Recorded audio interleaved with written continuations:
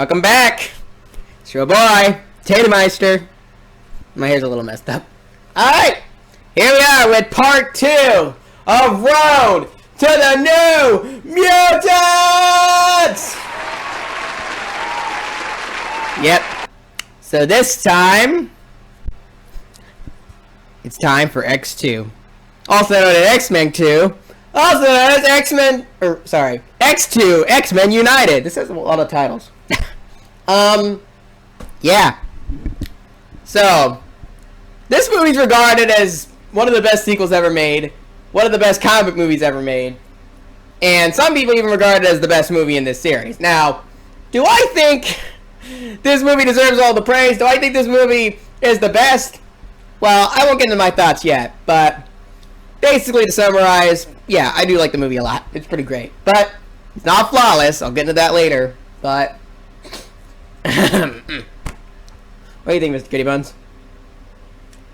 I don't have much to say. Yeah, he doesn't have much to say. Okay. So, yeah. Anyway, so today, we're featuring a very special guest. Again, this time, my good friend, High Heel Knight, aka Lance. One of my good YouTuber friends. He's got a lot to say about this. I hope you enjoy. Lance, take the stage. Hello, I'm High Heel Knight. Thank you very much, Tatermeister, for inviting me to talk about X2. I love this movie. It's fantastic. It was such a trendsetter for its time. A lot of things that are happening now with the whole superhero renaissance was kicked off with the X-Men franchise and the Spider-Man franchise. I mean, first of all, it was a sequel which was very risky, and, you know, Batman got a bunch of direct sequels, Superman got a bunch of direct sequels, but usually with superhero films, if they got a sequel, it went to direct home video, or they just made a lot of movies with that heroic character, but they weren't really connected or just vaguely connected. You gotta go back to like the days of Zorro and Tarzan and those kind of characters, really just made a bunch of films starring those characters, but weren't really sequels as we would traditionally think of sequels. So X2 was really pioneering and helped usher in the modern day superhero franchises that we love and enjoy. So one of the things I love about this movie was the attack by Nightcrawler on the White House, the way he just took down all those guards, the way he made himself into the Oval Office, the way he bamfs in and out of the shot. We often call that style 300 style, with, you know, the action going fast and then slow zoom in, zoom out. But X2 actually came out a couple years before 300 and the same year as Matrix Revolutions. So that style of action was a pioneering thing at the time. Nowadays, every other movie is using that style, but X2 was one of the pioneers of that action style. Another thing I love was just the idea of the bad guys and the good guys teaming up to face an even greater threat. That's really something you see even in today's entertainment. Usually, if the bad guys and good guys meet up, they might have a casual conversation. That like happens in a lot of Bond movies or a couple of gangster movies. But as far as actually teaming up, joining together, working with each other side by side against a common threat, that was just something truly pioneering for its time. Now, granted, that did lead to a frustration I had with the X-Men franchise. Like with the X-Men and the Brotherhood, they're pals and they're enemies. They're pals and they're enemies. I even said like Dark Phoenix movie, Magneto is like the big show of superheroes because he's a bad guy, he's a good guy, he's a bad guy, he's a good guy, often changing several times in the same film.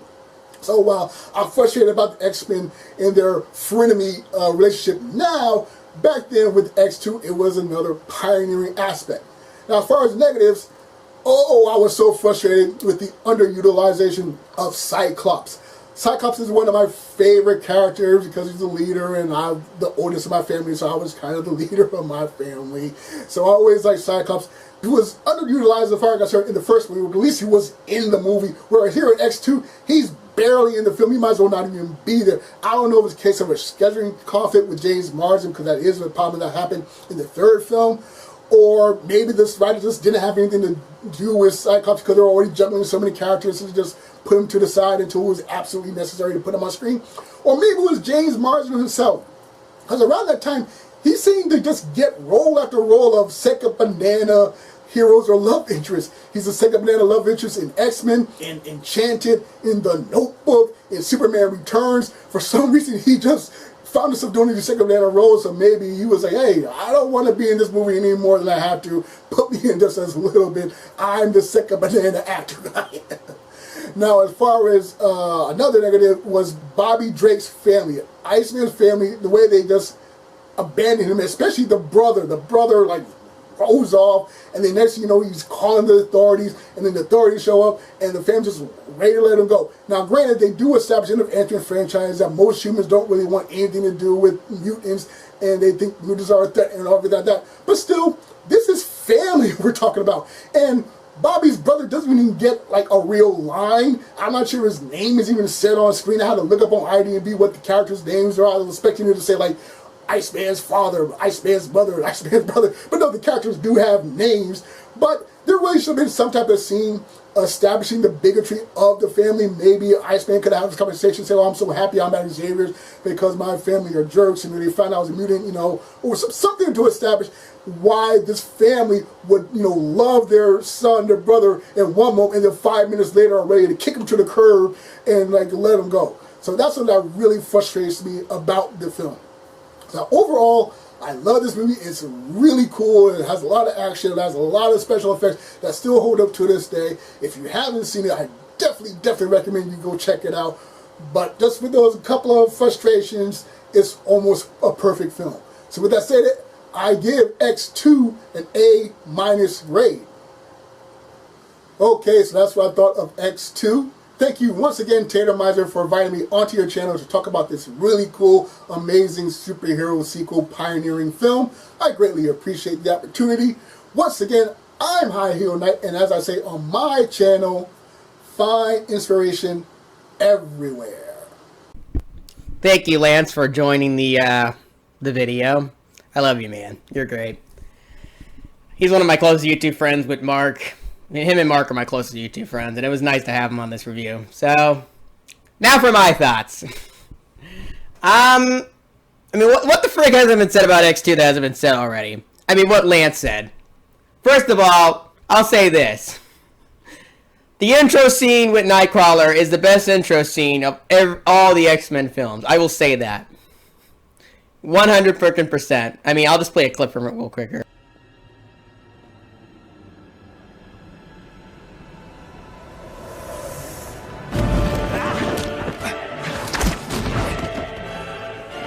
Breach at visitors checkpoint.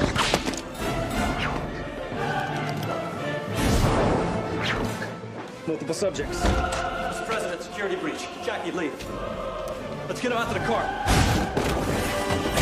Exit's not clear. We don't know how many there are. Full slide secure.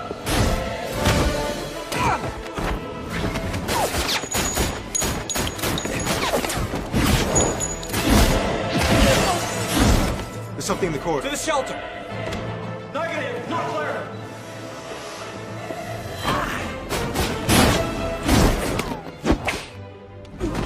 It's outside the Oval Office. Lock this place down.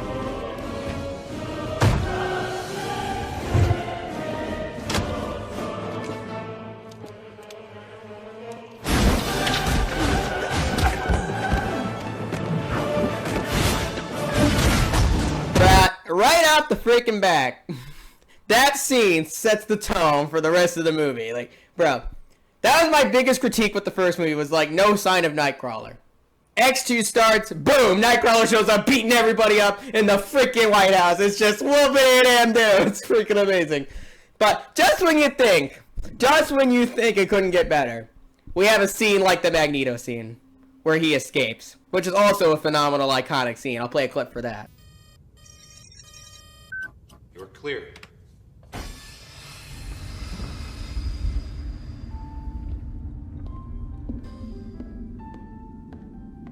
Have a nice sleep, Lyncher? There's something different about him, Mr. Lorio. Yeah, I was having a good day. No. No, it's not that. Sit down. No. Sit your ass down. What could it be? What are you doing?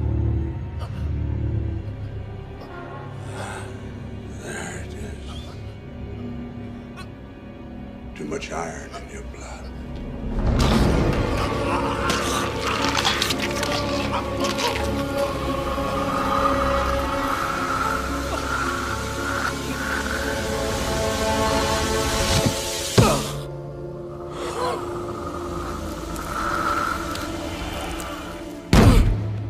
Mr. Lorio, never trust a beautiful woman, especially one who's interested in you.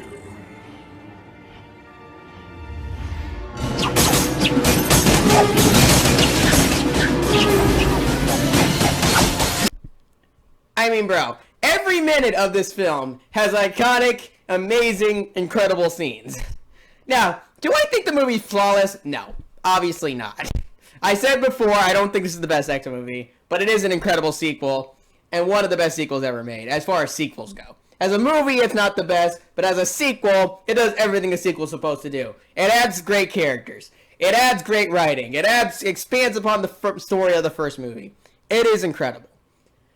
But I'm going to be the bad cop here. And I do agree with Lance that what they did with Cyclops is a little weird. I'll admit. One second, though. Yeah, another thing was, of course, Bobby Drake's family. Now, I'm not going to lie. I agree with Lance on that part. The Bobby Drake family thing is pretty stupid. Now, I mean, the part where she's like, I'll play the clip from it. Ollie, have you tried not being a mutant? I mean, brah, what? What an asshole thing to say! Like, oh, can you just stop being a mutant? Like, bitch, the fuck? What, you just want to... I don't know, I thought that was pretty mean to say. Like, bro, it's your fucking kid you're talking to. I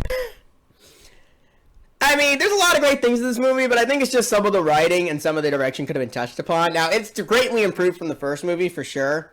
I mean, everything about the story and the direction and the plot are way better than the first movie. But it doesn't mean that it's flawless. I mean, there was a couple story elements, like the whole, like, they never really explained how perfect, like, I don't know, shit. The villain of the movie, Wolverine's creator, whatever his name is, his son, they don't really explain how his powers work, like the guy that controls Xavier to try to kill all the humans. They don't really explain how his powers work. Does he put a hallucination in his brain? Does he, like, how does his powers work? Like, how does the son of the villain's powers work? I don't know. They don't really explain it. Also, it seems Mystique in this trilogy is kind of like, this is her best part in the trilogy, is in X2. I think Cyclops was best in the first one, Mystique was best in the second one, and I guess in the third one it was Magneto? I'll get to the third one later, but in this one Mystique was definitely a lot better than the other two, but she's still not, like, amazing. Mystique doesn't really get good until, like, First Class. Like, First Class onwards, Mystique is great. Well, except Dark Phoenix, but we don't count Dark Phoenix. Mystique's really good in this movie, but she's not the best, like, compared to the later ones. There's really not a lot of negatives to say. It's just a very enjoyable, very great movie that I do get the praise for it. Is it overrated? Maybe. Kind of. I don't know. I mean, I don't feel like this movie's overrated, though, because it does deserve all the praise it gets. I mean, it's pretty incredible. I rewatched it like a few days ago, and I gotta admit, it's pretty incredible. But it definitely isn't the best. There's movies later that come out, like Deadpool and, well, Logan and X-Men Days of Future Past that are better. But I still think X2 is an incredible sequel. Is it the best movie ever? No. But it is an incredible sequel. It does have its flaws. It does have its nitpicks. It does have its quirky things. But overall, X2 is an incredible X-Men sequel. So, with all that being said, here's my rating. You know, I think I'm gonna give X2 an 8.8. Why not? Alright, that was my review on X2. Now, I mean, technically it's more like an 8.7, 8.6. It's around there. I think this movie is very, very great.